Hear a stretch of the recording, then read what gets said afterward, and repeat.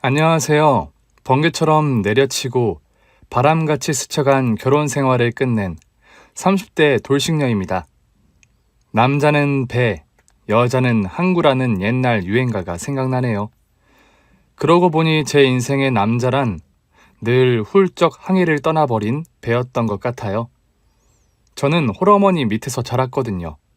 처음엔 우리 집이 다른 집이랑 다르다는 걸 잘 몰랐어요. 그런데 좀 지나 보니 남들한텐 다 아빠가 있더라고요.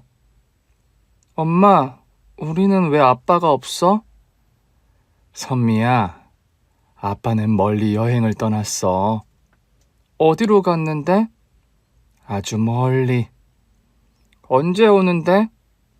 지금은 못 와. 언젠가는. 달리 엄마도 할 수 있는 말이 없었던 것 같아요. 대답을 하는 엄마가 무척 슬퍼 보였기 때문에 자주 물어보지도 못했습니다. 순수했던 저는 멀리 여행을 떠난 아빠가 다치지 않고 건강하기를 기도했어요. 우리 아빠 여행하는 동안 지켜주세요. 다치지 않고 무사히 돌아오게 해주세요. 나이가 더 들어 아빠가 여행 중이라는 말을 더는 믿지 않게 되었습니다. 그냥 엄마와 나를 떠난 거구나, 그렇게 단념했죠. 우리 집 사정을 알던 친구는 저에게 얄궂은 소리를 했어요. 너도 이제 너네 아빠 여행 갔다는 말 안 믿지? 근데 좀 이상하지 않아? 뭐가? 아니, 만약에 말이야, 돌아가신 거라면 그냥 그렇게 말하면 되는데 너희 엄마가 그런 말은 안 하셨단 말이지. 어린 내가 충격받을까봐 그랬겠지. 설마 그런 걸 속일까?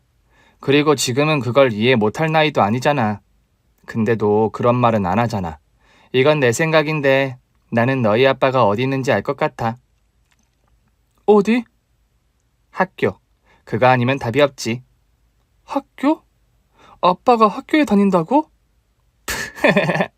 너 진짜 순수하구나.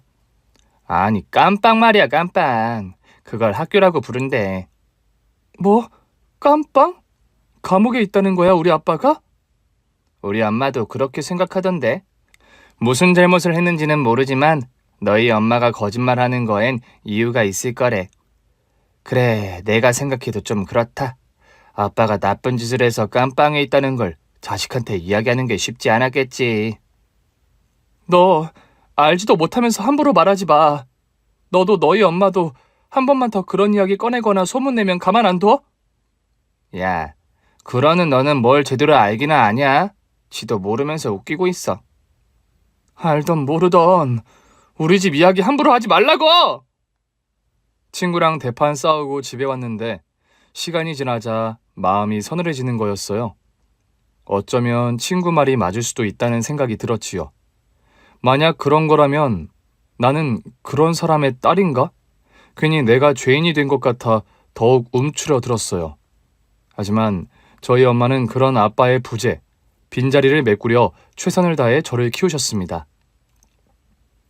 선미야, 어쩜 갈수록 더 예뻐지니? 너 미스코리아 나가야 하는 거 아니야? 어쩜 이름도 진선미, 딱이네 딱이야. 대회 나가서 진, 선, 미 중에 뭐가 되든 인생 달라지는 거다 얘. 아유, 괜히 바람들게 그런 말씀 마셔요. 아니, 선미 엄마, 왜 빈말 아니고 정말 부러워서 그러지. 하긴 선미 엄마가 고우니 딸도 엄마 닮아 고운 거겠지. 유전자의 힘은 참 무서워, 그치? 그나마 우리는 아들이라. 또 남자한텐 외모가 다는 아니잖아. 그래도 며느리는 꼭 우리 선미같이 예쁜 며느리 얻었으면 좋겠네. 언젠가 태어날 손주들 생각해야지. 난 정말 객관적인 사람이거든. 무작정 우리 아들이 최고 잘났네 그런 생각 안 해. 맨날 말하잖아. 열심히 공부를 해서 남들이 함부로 못하는 직업을 갖든지 돈을 오지게 벌어서 떵떵거리며 살든지 그거 아니면 답이 없다고 말이야. 어쨌거나 그래도 여자한테는 얼굴이 최고지.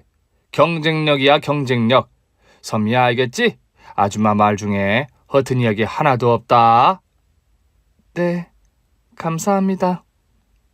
이름이 진선미라 그런지 미스코리아 대회 나가라는 말 정말 많이 들었거든요. 그런데 그런 건 생각도 안 했습니다. 약간 부끄러움을 타는 성격이라 남들 앞에서 나서고 이러질 못했거든요. 대신 착실하게 공부를 했고 서울에 있는 대학에 합격하게 되었습니다. 엄마, 나 이제 서울로 가야 하는데 엄마랑 떨어져 살아본 적이 한 번도 없잖아. 이제 그럴 때가 된 거지. 엄마는 괜찮아. 너도 잘할 거고. 자취도 고민했는데 그래도 엄마 생각에는 기숙사가 안전한 것 같아서. 기숙사에서도 반찬 같은 거 데워서 먹을 수 있지? 엄마도 종종 올라가고 너도 내려오고 그러자. 고마워요, 엄마. 그렇게 엄마와 떨어져 서울로 왔어요. 엄마는 계속 일을 하셨고요. 작은 가게였는데 커튼 같은 것도 팔고 베개, 커버, 이불을 파는 곳이었죠. 직접 뜨개질하거나 수놓아서 만든 장식품도 있었고요. 제 기억에 가게가 그렇게 막 잘 되었던 것 같지는 않은데 어렸을 때부터 물질적 어려움은 없었어요. 밥 굶은 적 없고 계절에 따라 옷 사입고 그냥 평범하게요. 대학 등록금이나 학비 걱정이 되어 알바를 알아보려 했는데 엄마가 그것도 걱정하지 말라고 하더라고요. 엄마가 알뜰하고 성실해서 돈을 열심히 모아두셨구나 생각했습니다. 그래도 이제 성인인데 제 용돈은 직접 벌어야겠더라고요. 학교 근처에서 카페 알바를 시작했습니다. 어서 오세요. 아이스 아메리카노 따뜻하게요. 아이스 아메리카노 따뜻하게. 네? 손님? 제가 뭐라고 했죠? 죄송해요. 아이스 아메리카노 차갑게 얼음만이요? 네, 알겠습니다. 이상하게 앞에서 주문 실수를 하는 사람들이 있었는데 주로 젊은 남자들이었어요.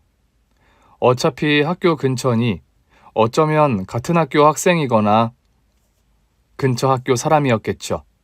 커피를 너무 좋아했고 카페 알바가 즐거웠습니다. 1년 정도를 하고 공부를 더 열심히 해야겠다는 생각에 그만두려고 했었어요. 아니, 선미 씨, 1년 넘게 너무 잘해줬잖아. 이렇게 그만둔다니 너무 아쉽네.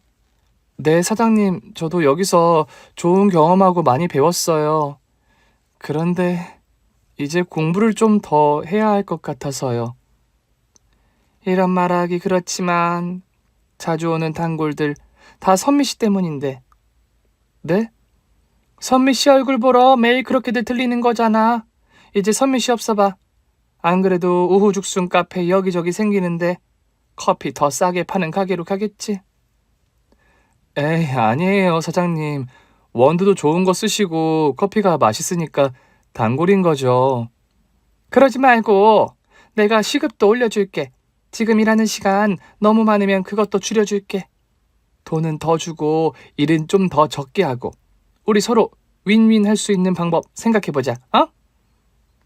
그렇게까지 말씀하시니까 저도 딱 그만두기가 어렵네요. 그래, 그동안의 정도 있잖아. 진짜 선미 씨만한 사람 없어. 누굴 뽑아 새로. 알겠습니다. 알바 그만두지 말라고 사장님이 만류를 하는 탓에 일하는 요일, 시간을 좀 줄이고 계속 카페 알바를 했습니다. 거의 졸업할 때까지 했으니 오래되었지요. 취업할 때가 되니 확실히 부담이 느껴졌어요. 그러던 어느 날 한 남자가 카페에 손님으로 찾아왔습니다. 어서 오세요. 아이스 아메리카노 한 잔이요. 네, 다 되면 불러드릴게요. 대학교 근처에 있는 카페라 손님들이 거의 다 학생이었거든요. 그런데 와이셔츠, 베스트, 자켓까지 3피스 정장을 입은 남자가 눈에 띄었어요. 그냥 근처에 볼 일이 있어 왔나 보다 생각했죠. 어쨌든 평소 손님들한테는 보기 힘든 옷차림이었습니다. 창가 자리에 앉아 밖을 내다보며 커피를 마시던 남자가 나갔죠. 그날을 시작으로 그 사람이 매일 가게에 왔습니다. 커피가 정말 맛있네요. 네, 입맛에 맞으시다니 다행이네요. 이 근처 학교 학생이세요? 네. 여기서 일 오래 하셨나 봐요. 오래 했는데요. 곧 그만두려고요. 졸업 다가오고 해서. 아, 취업 준비 하시는구나. 네. 잘 되시길 바랄게요. 그걸로 끝인가 했는데 제가 카페 일하는 마지막 날 그 남자 손님이 다시 왔어요. 일 다 끝내고 사장님이랑 인사 나누고 가게 밖으로 나왔는데 그 남자가 서 있더라고요. 어? 아직 안 가셨어요? 오늘 일 마지막이셨나 봐요. 네, 맞아요. 오래 일해서 가게에 정들었을 텐데 아쉽겠어요. 사장님이 좋은 분이셔서 많이 배우고 잘 지냈죠. 혹시 저녁에 약속 있으세요? 네? 약속이요? 별다른 일 없으시면 제가 맛있는 음식 사드리고 싶어서요. 그동안 일하느라 고생 많으셨다는 의미에서? 그걸 왜 그쪽이... 제 이름은 김명호입니다. 사실 우연히 들린 카페였는데 첫날 보고 선미 씨께 반했어요. 그래서 매일 카페에 왔습니다. 아, 네. 물론 저 같은 사람 한두 명이 아니었겠지요. 번호 물어보는 사람 많았을 것 같은데요. 혹시 지금 남자친구 있으세요? 아니요. 그럼 저에게 기회를 주실 수 있을까요? 저 성실하게 일하고 마음 착한 사람입니다. 제 입으로 말하기 좀 그렇지만. 오늘은 좀 곤란한데요. 여기 제 명함이요. 오늘 급작스럽게 물어봐서 죄송해요. 주말이나 시간 괜찮으실 때 공부하다가 맛있는 거 먹고 싶을 때 언제든 연락 주세요. 그렇게 명함을 건네고 쓱 사라진 남자. 알바할 때 번호를 물어보는 또래 학생들이 꽤 많았어요. 한 번도 번호를 알려준 적은 없었습니다. 그런데 딱 봐도 학생이 아니었고 매번 올 때마다 단정한 수트를 입고 와서 좀 다른 느낌이긴 했지요. 명함을 보니 컨설팅 회사에 다니는 사람이더라고요. 한동안 잊고 지내다 2주 정도 지났을 무렵 제가 연락을 했고 주말에 밥을 먹게 되었어요. 굉장히 매너 있고 배려심이 있는 것 같아서 좋은 사람이구나 생각했습니다. 취업 준비 중이었는데 먼저 사회에 발을 내디딘 입장으로 제 취업 준비도 도와주었고 그렇게 자연스럽게 그 사람과 연애를 시작하게 되었어요. 취업 축하해. 고마워요. 다 명호 씨 덕분이에요. 에이, 내가 뭘. 선미가 능력 있으니까 잘 된 거지. 월급 받으면 내가 맛있는 거 살게요. 취업턱 제대로 쌓아야지. 어머님께나 맛있는 거 사드려. 내가 훨씬 오빠인데 난 너 돈 쓰는 거 싫어. 에이, 그래도 학생이어서 얻어먹기만 했는데 이젠 아니라고요. 그래.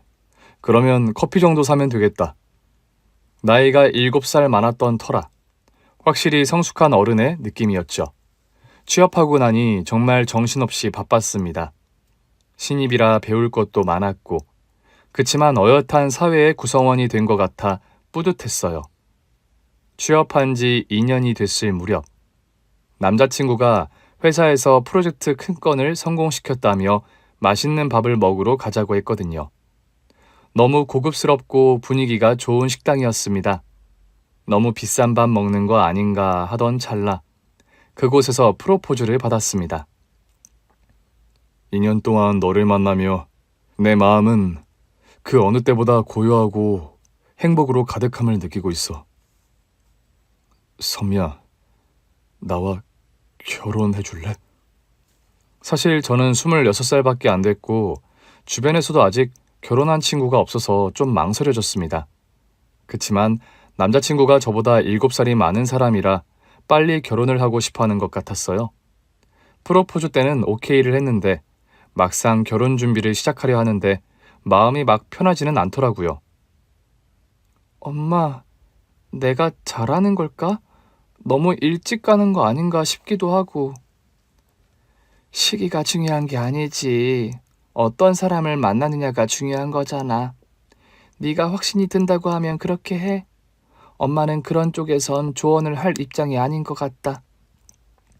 이렇게 말하기 그렇지만 엄마는 네가 엄마처럼 살지 않았으면 좋겠어. 주체적으로 너답게 살았으면 해. 물론 앞으로의 길을 함께 걸어줄 동반자, 너만을 아껴주고 사랑해줄 동반자와 함께라면 더 행복하겠지?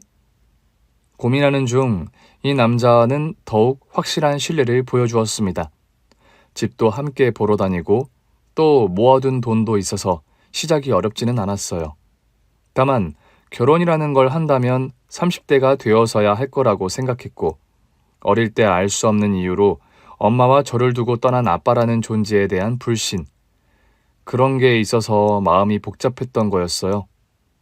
그런 저희 집 사정을 다 알고도 그 사람은 모든 걸 다 이해한다고 했고 자기가 더 신뢰를 주지 못했다며 미안해했죠. 2년 가까이 만났지만 참 듬직하고 한결같은 사람이라고 생각했습니다. 결혼 전부터 남편과 친하다는 친구 부부를 자주 만났거든요. 남편 친구들이었기에 저보다 나이가 많은 언니 오빠들이었는데 어린 저를 예쁘게 봐줬습니다. 신혼집 집들이를 하던 날이었어요. 요리책을 보며 음식을 이것저것 준비해서 남편의 친구 부부를 초대했습니다. 명우야, 와인 사왔다. 재수씨, 와인 좋아하죠? 네, 다른 건 잘 못 마시는데 와인은 좋아해요. 다행이네요. 명우야, 신혼생활은 어때? 이렇게 예쁜 재수씨랑 같이 사니 하루하루가 행복하겠다. 재수씨, 명우가 잘해주죠? 그래, 이보다 더 행복할 수 없을 것 같다. 선미 씨는 나이도 어린데 어떻게 바로 결혼할 마음을 먹었어요? 명호한테 푹 빠졌나 보네. 맞아요. 원래 결혼하면 30살은 넘어서 하겠구나 그렇게 생각했는데 명호 씨를 만났고 또 남편이 워낙 적극적이어서요. 당연히 적극적이었겠지. 어리고 예쁜 여자 놓칠까봐 얼마나 조마조마했겠어? 왜 이래? 나 왕년에 잘 나가던 사람이야. 당연히 선미 같은 여자 꽉 잡아야겠다고 생각했지만 그게 전부는 아니야. 나는 내 진심, 내 마음으로 신뢰를 얻은 거라고. 진심? 신뢰? 남편 친구가 엄청 크게 웃음을 터뜨렸고 그 소리가 너무 나머지 분위기가 싸해져서 잠시 정적에 휩싸였죠. 그때 좀 기분이 이상했어요. 왜 저 말에 저렇게 크게 웃지? 하는 생각이에요. 남편이 뚫어져라 친구를 쏘아보고 있었는데 남편 친구가 그 눈빛을 보자 부드럽게 말을 하더군요. 제가 좀 이상한 포인트에서 혼자 웃음 터지는 습관이 있어서. 알지, 명호야? 그럼요, 재수씨. 명호 좋은 놈이에요. 제가 오래 친구였잖아요. 인기가 많은 건 사실이었어요. 그래서 저놈이 누구랑 결혼을 할까 했는데 재수씨를 만나려고 이제껏 혼자 기다린 거구나 하는 생각이 드네요. 다 짝이 있는 법이니까. 자자, 짠하자 짠. 행복한 신혼생활을 위하여! 위하여! 늦은 밤까지 이어진 술자리. 거의 자정이 되어 남편 친구 부부가 집에 간다며 일어섰죠. 남편은 이미 취해 잠이 들었고 제가 배웅을 했습니다. 남편 친구는 무언가 할 말이 있는 듯 보였지만 옆에 와이프도 있고 하니 뭔가 말을 아끼는 것 같았어요. 자주 봐요, 재수씨. 오늘 음식 너무 맛있었어요. 그러게, 음식 솜씨 너무 훌륭하다. 명호한테는 아까워. 지금 와서 그런 말을 하면 뭐해. 이미 손잡고 식장 들어갔는데. 갈게요. 그냥 남편의 친한 친구로서 상대방이 아깝네 하며 띄워주는 말을 하는 거라고 생각했죠. 그런데 그 꺼림칙한 기분이 괜한 느낌이 아니었다는 것을 알게 되는 데는 그렇게 오랜 시간이 걸리지 않았습니다. 야근을 하고 온 남편을 기다리다 먼저 잠이 들었어요. 물소리에 잠에서 깼는데 그 늦은 시간에 들어와서 샤워를 하고 있더라고요. 아무리 늦게 들어와도 씻는 걸 거르지 않는 사람이었죠. 무슨 매일 밤 샤워하는 게 철칙이라도 되는 것처럼요. 남자면서도 샤워 시간이 어찌나 길던지 한 40분은 샤워를 하더라고요. 자기는 청결이 중요한 사람이라면서요. 몇 시야? 새벽 2시. 늦게 왔으면 대충 씻고 자면 되는데 꼭 사람을 깨워. 그때 휴대폰 진동 소리가 들렸어요. 남편의 휴대폰이었죠. 이 시간에 무슨... 갑자기 머리가 맑아지면서 잠이 깨더라고요. 프라이버시가 중요한 건 알았지만 그만 계속 진동 소리가 들리는 휴대폰을 집어들고 말았어요. 오늘 너무 파워풀했어. 잘 자. 샤워 또 오래 하지. 나한테 답장 보내고 자야 해. 알겠지? 하트 하트 뿅뿅. 카톡 메시지를 보는데 손이 덜덜 떨리고 심장이 쿵쿵 뛰기 시작했어요. 분명 여자인데 저장된 이름은 순철인 겁니다. 언젠가 고향 친구라고 들었던 이름 같아요. 부들부들 떨고 있는데 물소리가 그치더군요. 아래에 타월 한 장 걸치고 나온 남편놈이 저를 보고 태연하게 말을 했어요. 뭐야? 아직 안 잤어? 순철이 고향 친구라며. 그게 내 폰이야? 그걸 왜 보고 있는 건데? 이 새벽에 진동 소리 계속 나서 봤는데 이거 뭐냐고. 이리 내! 이거 뭔데? 순철이 내 고향 친구! 우리 결혼식도 왔었는데 인사 안 했나? 오늘 너무 파워풀했어? 이게 무슨 말인데? 친구가 왜 이런 말을 하는데? 야근하고 순철이가 회사 근처 왔다길래 한잔하고 당구 쳤어. 당구 파워풀하게 쳤다고 내가 이겼거든. 나한테 답장 보내고 자야의 하트 뿅뿅은 뭔데? 얘가 애교가 좀 많아. 사내 녀석이 징그럽게. 근데 말투가 왜 그래?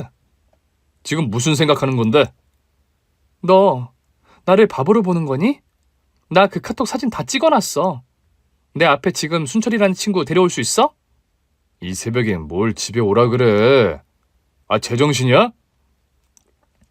그래. 이거였구나. 집들이 이후 계속 찝찝했던 게 이거였어. 네 친구, 너랑 중마고우라는 그 오빠가 나한테 경고해 준 거였어. 모를 리가 없지. 이게 말이 돼?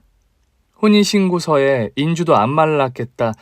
결혼한 지 이제 3개월 됐잖아. 근데 왜 아까부터 오빠한테 어디 반말을 해? 너라니? 지금 그게 중요해? 어떻게 나한테 이럴 수 있어? 우리 엄마가 나 혼자 키우면서 내가 어떤 상처를 받고 자랐는지 알면서 이렇게 배신을 해? 도저히 그대로 있을 수가 없겠더라고요. 당장 집에서 나가고 싶어 짐을 싸다 문득 왜 내가 나가야 하지 하는 생각이 들더라고요. 짐 싸서 나가 당장. 왜 이래 진짜. 무슨 노이로제야. 순철이 고향 친구라고. 몸을 날려 그놈의 손에 있는 휴대폰을 빼앗아 통화 버튼을 눌렀습니다. 신호가 가자마자 바로 전화를 받더군요. 스피커폰으로 남편놈과 같이 들었죠. 응, 명호씨. 웬일로 전화를 다 했어? 와이프 자는구나. 자기 전에 내 목소리 듣고 싶어서 전화했자요? 휴대전화와 가방을 내던지며 나가라고 소리치자 그때 가서야 손이 발이 되도록 빌더라고요. 진짜 실수야. 한 번만 용서해주라. 진짜야, 미안해. 잘못했어. 한 번만. 네 말대로 우리 결혼한 지 이제 3개월이야. 너 이러면 장모님은 얼마나 상처를 받으시겠어. 사람이 살다 보면 실수도 하고 그러는 거지. 내가 정말 정신이 나갔나 봐. 한순간 휙 돌았나 봐. 진짜야, 다시는 안 그럴게. 제발. 말없이 현관 밖으로 짐 가방을 던졌고 남편은 그대로 집을 나갔어요. 다음날 간신히 출근을 했고 돌아오니 남편이 집에 먼저 와 있더라고요. 왜 들어왔어? 내가 우리 여보 좋아하는 된장찌개 끓여놨어. 배고프지? 밥 먼저 먹자. 가방을 털썩 떨어뜨리고 멍하니 서 있는데 제 눈앞에 각서를 내밀더군요. 각서. 나 김명호는 다시는 다른 여자를 만나거나 연락을 하지 않겠습니다. 진선미에게 거짓말을 한 것을 진심으로 후회합니다. 나 김명호가 이를 어길 시에는 군말 없이 진선미가 하자는 대로 따르겠습니다. 도장 쾅쾅. 소미야, 이게 내 진심이야. 한 번만 봐주라. 장모님 마음도 생각해야지. 너 잘 사는 것만 바라고 계실 텐데. 그리고 각서까지 썼잖아. 진짜 실수였어. 한 번만 용서해주라. 그날을 넘기고 한 일주일 동안 저는 거의 말을 하지 않고 지냈어요. 일주일 내내 남편은 칼같이 퇴근해서 청소, 빨래를 다 해놓고 저녁밥을 차려 놓았습니다. 그리고 바보같이 저도 정말 한 번의 실수였다 하고 용서를 해주고 말았습니다. 한 달 뒤, 우연히 퇴근하고 지나가다가 신혼집 집들이에 왔던 남편 친구를 마주쳤어요. 아무것도 모르는 모양인지 반갑게 손을 흔들더라고요. 재수씨? 여기서 만난다니 이런 우연이. 잘 지내요? 안녕하세요.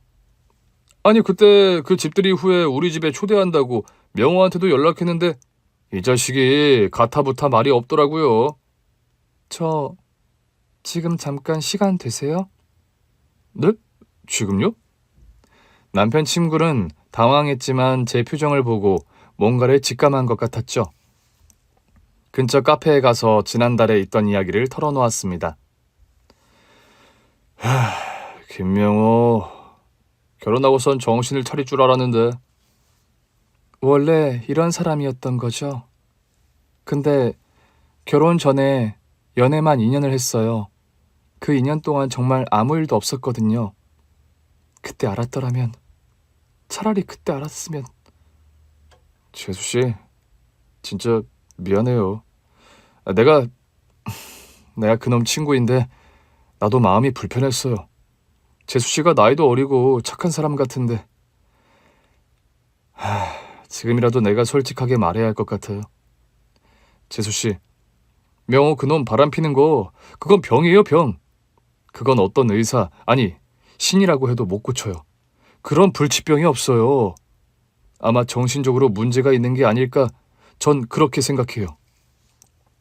재수씨랑 만난 연애기간 2년 아무 일도 없었다고요? 그것도 아니에요. 안 들킨 것뿐이죠. 저도 여러 번 말했어요. 근데 그러더라고요. 딱 결혼 전까지라고요. 결혼하면 다 끊겠다고요. 그런데 어떻게 신혼 초에. 진짜 병이 많네요. 각서를 썼다고요? 한 달 전에? 네. 그거 믿어요? 각서? 그래봤자 종이 쪼가리잖아요. 그걸로 뭘 할 수 있겠어요. 그때 들켰다면서요. 증거는 확보했어요? 순철이라는 이름으로 저장했더라고요. 그치만 뻔하죠. 그때 너무 놀랐지만 카톡 사진은 찍어두었어요. 재수씨, 명호가 내 친구이긴 한데 진짜 이건 아닌 것 같네요. 재수씨 아직 젊어요. 인생 길잖아요. 평생 마음 졸이면서 지옥처럼 살 필요 없어요. 그리고 장담하는데 각서 쓰고 그 다음날, 아니 뭐 며칠 뒤? 다시 만났을 거예요. 만나고 있을걸요? 왜 이렇게 확신하냐고요? 제가 말했잖아요. 바람 안 피면 죽는 병에 걸렸다고. 못 고친다고요.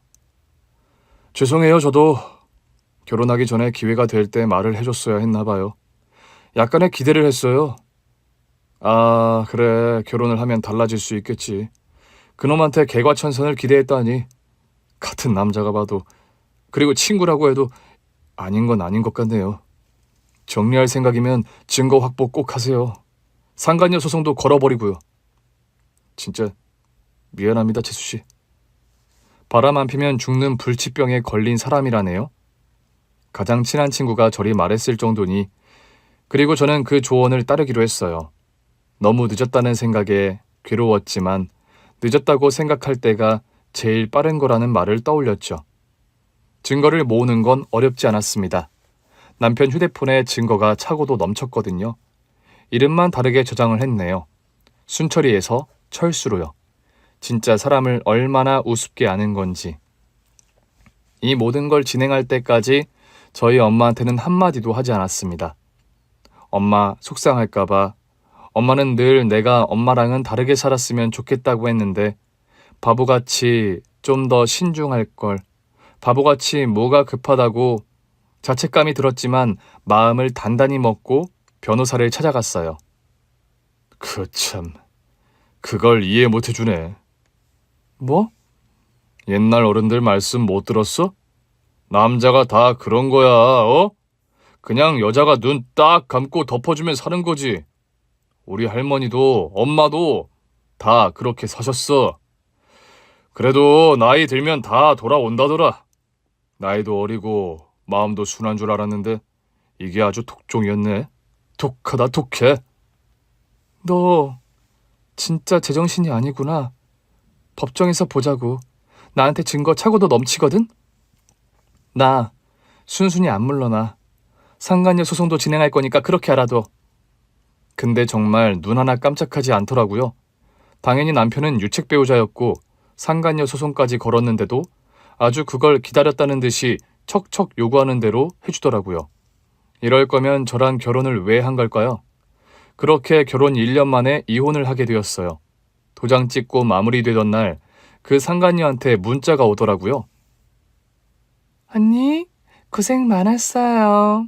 사실 그동안 몰래 만나느라 고생한 건 나지. 나 진짜 똑당했다. 언니 상간녀 소송 이겨서 기분 좋아요? 어차피 그 돈 오빠가 돈이지롱. 오빠는 그 돈을 다 내줄 만큼 나를 사랑한다요? 아무튼 이제 깔끔하게 정리됐으니 각자 갈 길 가요. 빠염. 진짜 상도덕도 개념도 없네요. 저기요. 나 연애 2년 하고 결혼 1년 만에 이렇게 됐어요. 김명호 그놈 믿어요? 당신한테 푹 빠져 살면 그놈이 다시는 바람 같은 거 안 필 것 같아? 남의 눈에 눈물 나게 하면 자기 눈에는 피눈물 나는 거예요. 아, 네. 충고 감사합니다. 남 걱정할 처지 아닌 것 같은데. 언니 앞길이나 열심히 고민하세요. 이제 나는 몰래 만날 필요 없이 오빠랑 매일매일 만나고 사랑할 거예요. 우린 진짜 잘 맞거든요. 언니가 상상하는 것 이상으로 잘 맞아요. 이 남자는 절대 나 못 떠나요. 이제 연락하지 마세요. 수신 차단할 거예요. 차단. 진짜 미친 여자 아닌가요? 화병으로 사람을 쓰러지게 할 속셈이었는지 열불나는 문자를 받고 일주일을 알아누웠습니다. 그리고 그때서야 고향집에 내려가 엄마를 만났어요. 불효자식이 되어 돌아온 저를 엄마는 따뜻하게 품어주었습니다. 네 잘못 아니야. 너 잘못한 거 하나도 없어, 선미야. 그 인간 같지도 않은 놈한테서 일찍 벗어나길 잘한 거야. 엄마가 미안해. 너 아직 젊잖아. 애도 없고. 그나마 얼마나 다행이니. 너 나쁜 생각하면 안 돼. 엄마한텐 정말 너밖에 없어. 엄마 미안해. 소송이며 할 수 있는 건 다 했고 승소했지만 이겨도 이긴 기분이 들지 않더라고요. 맞아요. 허탈한 마음만 가득했어요. 내 인생은 왜 이럴까? 내가 뭘 잘못했을까? 이런 생각만 들고 거의 1년을 폐인처럼 지냈습니다. 엄마의 가게 일을 조금 도우면서요. 그러던 어느 날 가게 앞에 고급 승용차 한 대가 다가왔고 어떤 양복을 입은 남자가 내렸습니다. 그리고 일주일 뒤 저는 다시 서울로 올라갔어요. 인생의 전환점이 된 사건이 생겼습니다. 그 일 이후 엄청 바쁘게 지냈고 5년이라는 시간이 지나 이혼의 상처도 서서히 아물어가는 것 같았어요. 저는 당시 최고급 호텔 스카이 라운지에서 홀서빙 하는 일을 하고 있었거든요. 음식이며 술이 다 비싼 곳인데도 예쁘고 멋지게 차려입은 사람들로 북적이는 곳이었습니다. 여느 때처럼 테이블 정리를 하고 서빙을 하고 있을 때였어요. 어머, 오빠! 저기야, 저기 좀 봐. 저 사람 저 여자! 어디선가 들어본 목소리인데 생각하는 순간 누군가 제 어깨에 턱 하고 손을 올리더라고요. 이게 누구야? 진선미? 야, 너 여기서 일해? 와, 미쳤다. 이런 우연이 다 있냐? 이게 몇 년 만이야? 5년? 5년 정도 됐나, 자기야? 그 정도 지났지? 언니 이제 30살 넘었겠네요? 대박. 난 아직도 20대인데. 여기서 뭐 하는 거예요? 오빠 원래 이 여자 회사 다닌다고 하지 않았어? 근데 지금 여기서 서빙하나 봐. 아니, 멀쩡하게 다니던 회사 그만두고 여기서 뭐해? 그래도 잘 살기를 바랐는데 이제 몸 쓰는 일하면서 사네. 선미야, 얼굴은 아직 쓸만해. 여기 말고 돈 더 주는 곳 많을걸? 어떻게 내가 소개 좀 시켜줘? 당시 라운지에 손님이 많았거든요. 모욕적인 말이었고 당장 두 년놈 얼굴에 싸다구를 날리고 머리채를 쥐어뜯고 싶은 걸 간신히 참고 있었습니다. 그 순간 경호원들에게 둘러싸인 호텔 회장님이 다가왔어요. 미소를 지으며 제 앞으로 천천히 다가온 호텔 회장님이 말을 했습니다. 아가, 경영 수업은 잘 되고 있지? 회장님, 아니, 할아버지 오셨어요? 미리 연락도 없이 갑자기 오셨네요. 그럼 모름지기 사람의 본바탕이란 평소 행실에서 나오는 거지.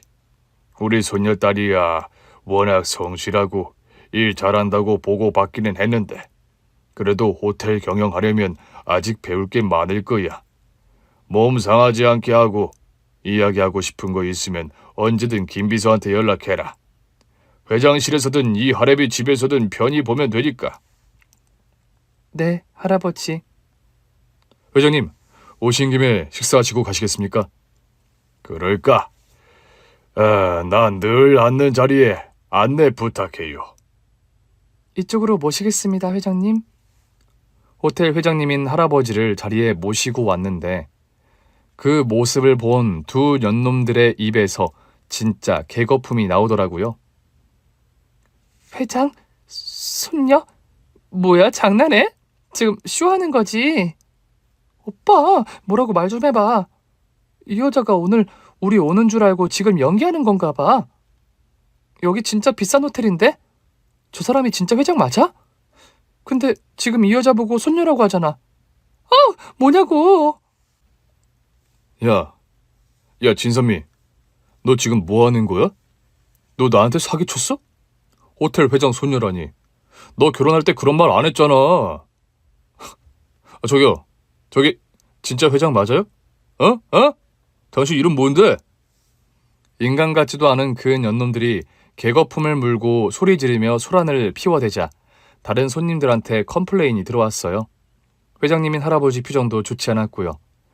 할아버지가 손짓을 휙 하자 경호원들이 달려나와 전남편과 상간녀를 라운지 밖으로 끌어냈습니다. 여기서 이렇게 소란 피우시면 안 됩니다. 돌아가 주세요.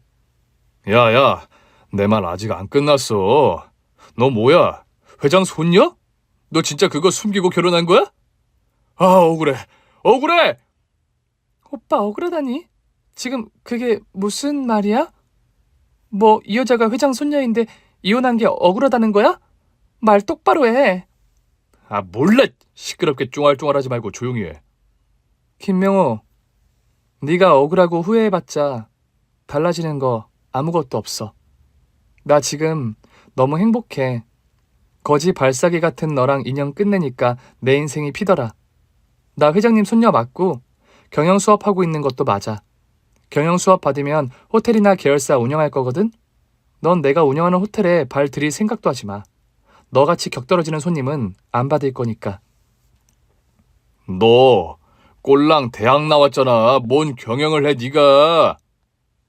5년 동안 내가 그냥 놀면서 지냈는 줄 아니? 나 대학원 공부 마쳤어.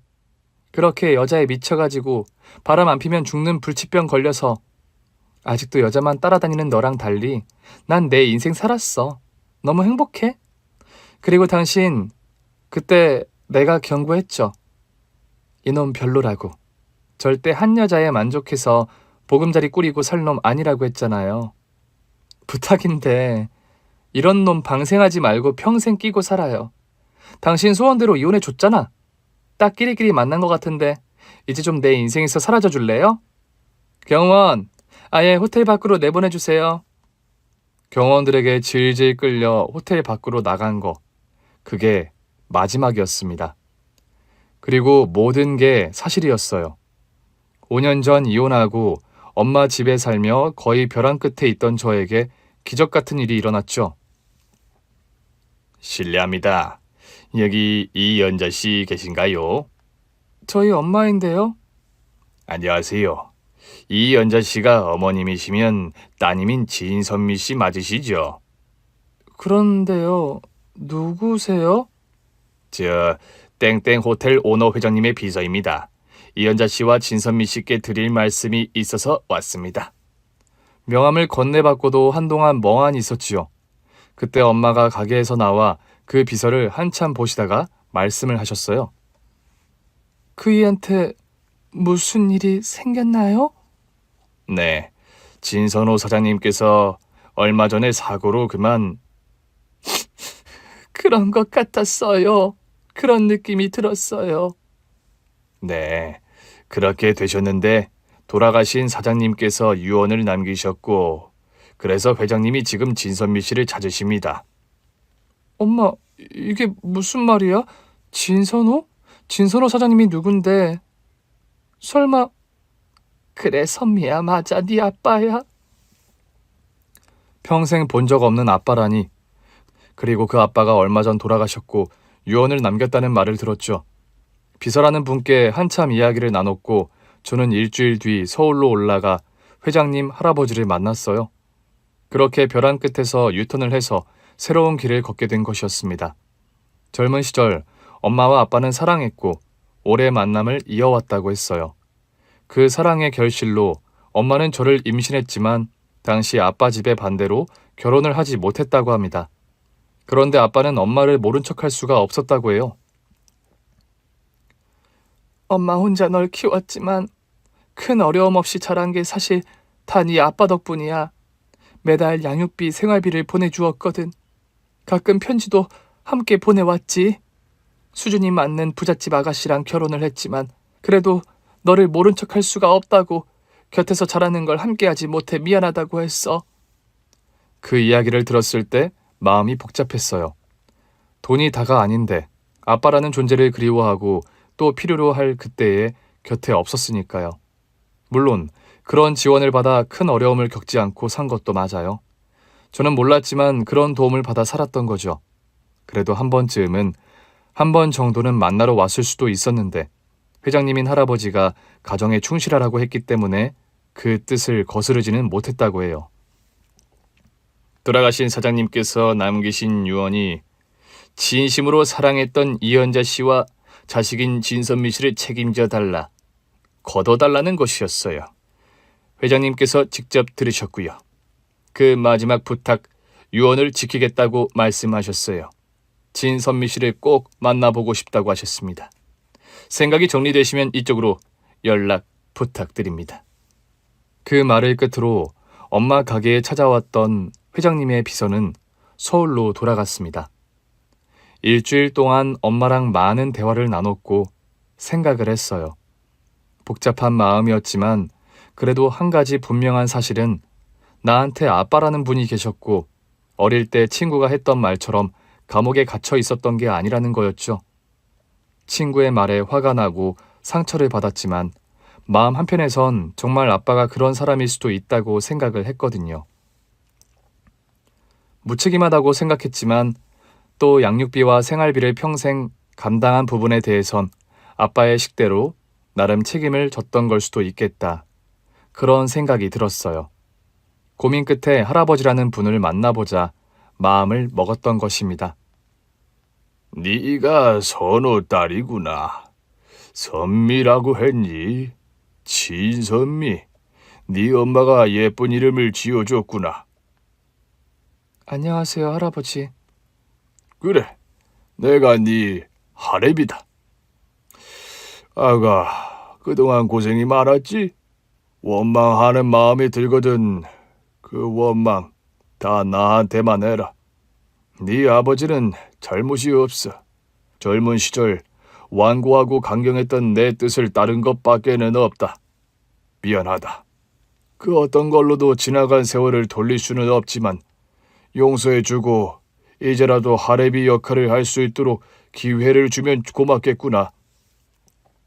네, 솔직히 많이 외로웠어요. 어렸을 때는요. 남들 다 있는 아빠가 없어서요. 네 엄마가 아빠 이야기를 한 적이 없었니? 네가 누구의 딸이라는 것도? 네, 김 비서님이 찾아올 때까지 저는 정말 몰랐어요. 어렸을 때 아빠에 대해 물어봤을 때도 그냥 아빠는 멀리 여행을 간 거라고 했었거든요. 그리고 그땐 그 말을 정말로 믿었어요. 여행 중에 아프지 않게 해달라고, 다치지 않게 해달라고요. 이렇게 다 컸는데 욕심이 생겼으면 네가 누구 핏줄인지 어느 집안 사람인지 말했을 법도 한데 네 엄마가 그런 사람이었어. 욕심도 없고 그냥 묵묵히 책임을 다하면서. 네 아빠 말이다. 우리 선호. 눈 감기 전에 네 얘기를 했다. 딸이 있다고. 예쁜 딸이 있다고. 어렸을 때도 예뻤는데 네 엄마 밑에서 자랐을 거라고. 꼭 만나달라고. 책임져 달라고. 그게 유언이었지. 어렸을 때도 예뻤다고요? 아빠가 저를 본 적이 있나요? 제가 기억을 못하는 건가요? 그것까진 나도 모르겠다. 가끔 멀리서나마 지켜보고 그랬던 거 아니겠니? 그런데 너를 보니 알 것 같구나. 네가 선호 딸이라는 거 말이다. 서글서글한 눈매가 꼭 네 아빠를 빼닮았어. 너무 늦은 안부를 물어 미안하다. 그동안 정말 어떻게 살았니? 회장님이라는 분, 할아버지를 그날 처음 봤지만 마치 오래 알고 지낸 사람이었던 것처럼 마음이 편안했어요. 그동안 살아온 일, 긴 이야기를 나눴지요. 그리고 할아버지는 제가 대학에서 경영 전공을 했다는 것을 듣고 몹시 기뻐하셨습니다. 너만 괜찮다면 공부를 좀 더 해보는 게 어떻겠니? 공부요? 대학 전공이 경영이라면서 호텔 경영으로 공부를 좀 더 했으면 좋겠구나. 선호를 닮았으면 머리도 명석할 거야. 할애비가 필요한 것은 다 지원을 해줄 테니 말만 해라. 미국에 다녀와도 좋고 어디서든 말이다. 그렇게 저는 영어 공부를 시작했고 자격 점수를 갖춘 뒤 미국에서 MBA 과정을 밟아 돌아왔습니다. 5년이라는 시간이 걸렸어요. 돌아온 뒤에 할아버지 말씀에 따라 할아버지 소유의 호텔 라운지에서 실무 일을 배우기로 했습니다. 경영 수업의 일환으로요. 저 역시도 현장 경험이 필요하다고 생각했고 그 일이 무척 즐거웠어요. 밑에서부터 기초부터 하나하나 배우는 게 중요하다고 생각했거든요. 할아버지 소유 계열사가 많았고 준비가 되면 호텔 쪽을 맡기고 싶다고 했죠. 뒤늦게 만난 가족인데 정말 가족으로 인정해주고 따뜻하게 맞아주었습니다. 공부를 마치고 돌아왔을 때쯤 엄마도 고향 집을 정리하고 서울로 올라왔어요. 그리고 지금까지 엄마와 함께 살고 있어요. 엄마와 함께 사는 집에서 출퇴근을 하면서요. 아가, 호텔 스카이 라운지 일은 이제 이만하면 됐다. 아직 더 배워야 할 게 많은 것 같은데요. 충분히 잘 해냈어. 우선 리조트 쪽 총괄을 맡아보면 어떻겠니? 경영 일선에서 운영을 해보면 좋겠구나. 리조트 일도 쉬운 건 아니지만 나중에 호텔 경영하게 되면 리조트 경험이 큰 도움이 될 거다. 알겠습니다. 할아버지는 저를 아가라고 불렀어요. 아가, 아가. 정감이 간다면서요. 직원들이 다 있는 곳에서는 진 팀장, 직함을 제대로 불렀지만 사적인 자리에서는 늘 아가라고 하셨죠. 뒤늦게 만난 가족, 멀리 돌고 돌아 이어졌지만 돌아가신 아빠가 핏줄, 인연의 끈을 놓지 않았기에 가능한 일이었습니다. 그리고 얼마 전 저는 결혼을 했어요. 30대 중반의 나이에요. 할아버지가 오래 알고 지낸 집안의 손자였습니다. 다시 누군가와 만나 가정을 이룬다는 게 쉽지 않은 결정이었지만 제 마음을 움직였습니다. 그때 저는 정말 아무것도 모르는 20대 중반의 어린 나이였고 그때로부터 10년이 지난 지금은 제 스스로를 지킬 수 있고 스스로를 아끼는 사람이 되었다고 생각합니다. 그렇게 다시 제 앞에 펼쳐진 길을 걸으며 또 다른 여행을 떠나는 중입니다. 오늘 준비한 사연은 여기까지입니다. 재미있게 들으셨다면 구독과 좋아요, 알림 설정까지 눌러주세요. 그럼 저는 다음 사연으로 찾아뵐게요. 오늘도 건강하고 행복하세요.